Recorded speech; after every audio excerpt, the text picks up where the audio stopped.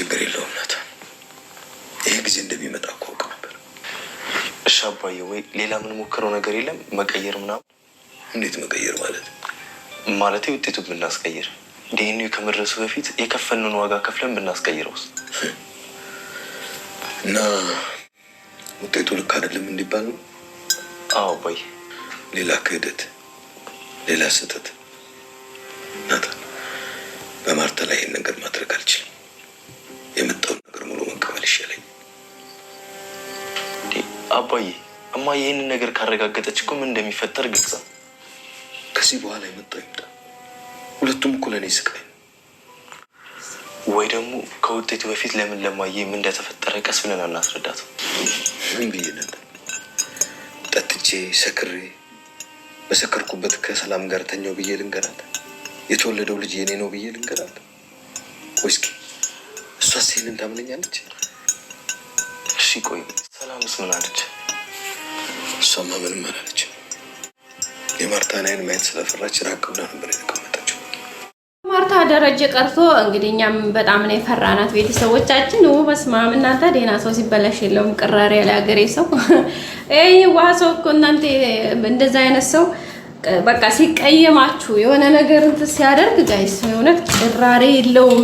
መግቢያ የማይሰጣችሁ የምር ማለት ነው። እሪ ጋይስ እንዴ ለቤቱ እኮ የለቅሶ ቤት ሆነ አይታችኋታል። የማርቲን ፊት በስላሴ ስም ቤቱ በቃ እንዳለ ነው እንትን ያለው። እንዴ ደረጀ ምናልባት ኦፍ ኮርስ ተሰርቶን፣ ግን ይሄን ያክል ልጆቹ ቤተሰቡ አጠቃላይ ሁሉ ነገር መከራ መብላቱ ምን ነው እንዴ ጋይስ።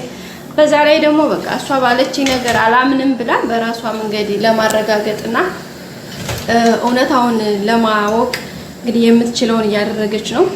ማድረግ ብቻ ሳይሆን ኦልሬዲ ብዙ ነገሮችን አድርጋ ጨርሳለች። ቤተሰብ ምንድነው ያደረገችው? እንግዲህ ምርመራውን ዲኤንኤ ለማስመርመር የሄደችበት ርቀት ነበረ። እሱንም እንግዲህ ውጤቱን ነው እየተጠበቀ ያለው። በጎን ደግሞ ናታንና ዳጣ እንዲሁም አቢጌል ሆነው ያው አቢጌል የምታውቀው ጉዳይ ባይኖራትም እዚህ ጉዳይ ላይ ምን እንደተሰራ ምን እየተካሄደ እንዳለ አልገባትም። ምክንያቱም አባቷ ለመናገር ፈራ። ምክንያቱም ብነግራት እሷው ነበረች ያለችኝ። ለአንደኛ ደግሞ ጭራሽ አንተማ ከሃዲ ነህ፣ ጭራሽ አንተ ይሄን አደረግኩ ይብላ የሌለ ሌላ ችግር ውስጥ ነው የምገባው። ስለዚህ ለአንደኛማ እንዴት ርቀኝ ስትሰማ ዛው ተስማ እንጂ እኔ ባፌ ቃልም አንደበትም የለኝም ይሄን የምናገርበት ብሎ እንግዲህ ያው ያለው ነገር ዝም ብሏል፣ አልተናገረም። ማርታ ደግሞ ያው ውጤቱ ወረቀቱ ራሱ እጇ ላይ ያለ ነበረ፣ ግን ልታሳያትም ፈቃደኛ ነበረችም። በርግጥ ጠርታት ነበረ፣ ግን በቃ ምንም እንዳልተፈጠረ ነው እንትን ያለችው። በቃ ተረጋጊ ብላታለች። ምክንያቱም ታውቃታለች አቢጌልን እና አቢጌልን ይሄን ነገር ብትነግራት አሁኑኑ ነው ደረጀ ጋር ሌላ እንትን ውስጥ የሚገባውና ስለዚህ በጣም በሚገርም ሁኔታ እንግዲህ ማርታም አልነገረቻትም። አቢጌል ግን ምንድነው የተሰራው ምንድነው ያለች ጠየቀች ነው። ያው ናታንና ዳጣን እንዳወቁ አውቀው ማወቃቸውን ነግረዋት፣ ግን ይሄን ነገር እነሱ የሸሸጉሽን እማዬም ሆነ አባዬ ስላልነገሩሽ እኛ ደግሞ ይሄን ነገር እንደዚህ ነው ብለን መናገር አንችልም። ምክንያቱም አንቺ ያልተነገርሽበት ከሌላ አንጻር ሳይሆን ይሄን ነገር በመፈጠሩ ራሱ አንቺ ራስሽ ሌላ የማመንና ያለማመን ውስጥ ስለምትገቢ ለዛ ነው። ስለዚህ ደግሞ እማዬም ሆነ አባዬ የነሱ ያንቺ እርዳታ የሚያስፈልጋቸው ሰዓት ላይና ታይም ላይ ስለሚነግሩሽ ሁሉንም ነገር በሰዓቱና በጊዜው ታደርጊዋለሽ ብለዋታል ማለት ነው ቤተሰብ።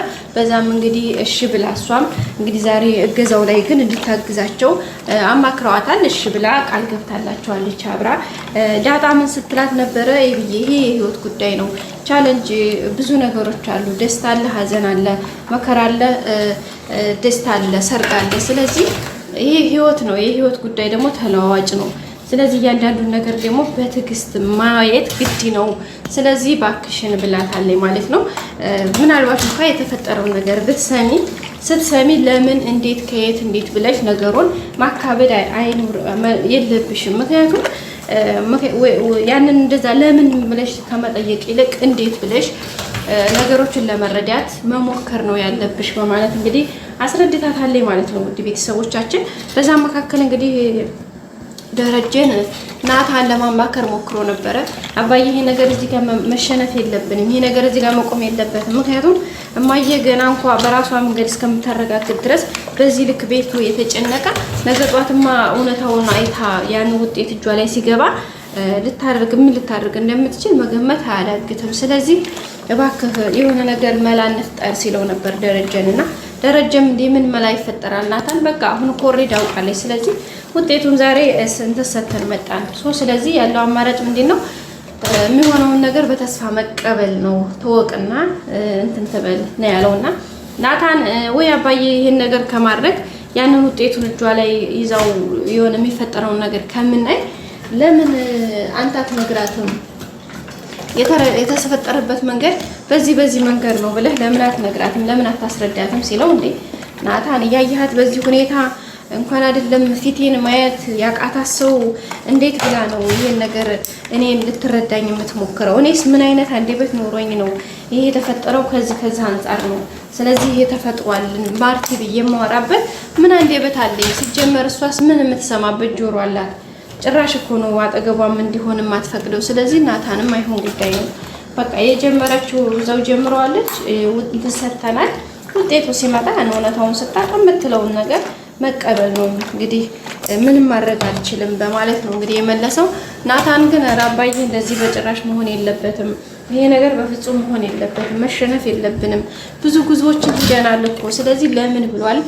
እንግዲህ ያለውን ነገር ልጆቹ ደግሞ የራሳቸውን መንገድ ለመከተል ይሆን መፍትሄ ለመፈለግ ዘጭረጭ እያሉ ነው። ይሳካላቸው ይሁን አብረን የምናየው ነው የሚሆነው። ሌላው የአብጌል ልጆኛ ቃዲስ ነው። የቃዲስ ጉዳይ እንግዲህ ትንሽ ግራ ጋብቶናል ስናየው። እንግዲህ እውነት ኤቢን የሚወዳትም አይመስልም። ሆን ብሎ አውቆ የሆነ ድራማቲክ የሚሰራ ሰው ነው የሚመስለው። ፍቅር ያለው በነገራችን ላይ ኤቢን የሚወዳት ከአንጀቱ የሚያፈቅራት አርጁን ነው እንጂ ይሄኛው አይመስለኝም። ሲቀጥል ደግሞ አይታችኋል እንዴት እንደሚያሽኮረምማቸው። ለዛን ራሱ ስልክሽን ስጪ ሲል ነበረ። በዛ ላይ ደግሞ አይታችኋል ምጥንን ባለፈው እንደዛ አድርጓል። ከዛ ወዲህ ምጥን ራሱ እየሸሸችው ነው። ምክንያቱም እንደዛ ማድረግ ጭራሽ የለበትም። እቺ ልጅ በጣም ነው የምታምረው ምናምን እያለ ሲያሽኮርማት ነበር። ከዛ ወዲህ ደግሞ እጇንም ይዞ ሲጨብጣት ነበርና ከዛ ወዲህ እሷም ራሱ ለመቅረብ በጣም ነው የፈራችው። እሱም ደግሞ እንግዲህ ይቅርታ ምናምን እያላት ነው። እሷም ባጠገቧት አልፈም። ስለዚህ ቃዲስ እያስመሰለ ነው ጋይስ፣ በጣም ነው የሚያስመስለው። ግን ደግሞ የነገር መጋለጡ ማይቀር ጉዳይ ነው ብዬ አስባለሁኝ። እስኪ እናንተስ ሀሳብ አስተያየታችሁ እናንተም አስቀምጡ ቤተሰቦቼ። ይህ የኔ እይታ ነው። በእናንተስ ምን አሰባችሁ? ወደፊትስ ምን ሊፈጠር ይሆን? የማርታ ጉዳይ የእውነት በጣም ነው የሚያስፈራው። በስማ በእርግጥ ደረጀ ጥፋተኛ ነው ኦፍኮርስ ምንም ጥያቄ የለውም። ግን ጥፋተኛም ቢሆንም ይህን ያክል ግን አይኑ ያናድዳል። ግን በዛ ላይ ደግሞ ብዙ ነገሮች እሷም እኮ ስትሰማ ምናምን የቆየችውና በእርግጥ ያማል አያምም እያልኩኝ አይደለም። ግን ብቻ ከባድ ነው። ቤተሰቦቻችን ቀጣይ አዲስ ቪዲዮ እስከምንገናኝ ሼር፣ ላይክ፣ ሰብስክራይብ አድርጉ። እወዳችኋለሁ ቤተሰቦቼ። መልካም ሁሉ ተመኘውላችሁ። አሁንም ላይክ አድርጉልኝ። የእናንተ ላይክ ለኔ በጣም ትልቅ ዋጋ አለው። መልካም ጊዜ በያላችሁበት። ባይ ባይ።